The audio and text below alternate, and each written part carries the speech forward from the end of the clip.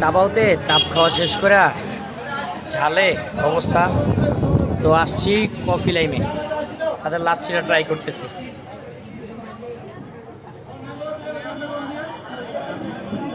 বরাবরই খুব ভালো হয় তাদের লাচ্ছিটা, দেখাই একটু।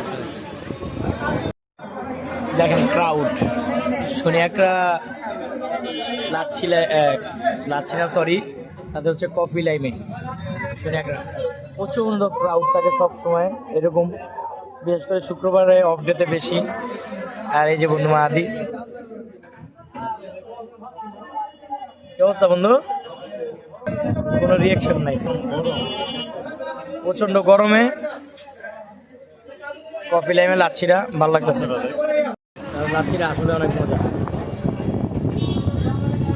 আগের দিন আমার এক বন্ধু গ্যান্ডারির রস খেয়ে বাস খেয়েছিল, লাচ্ছি খেয়ে আমরা বাস খাইনি, মজা।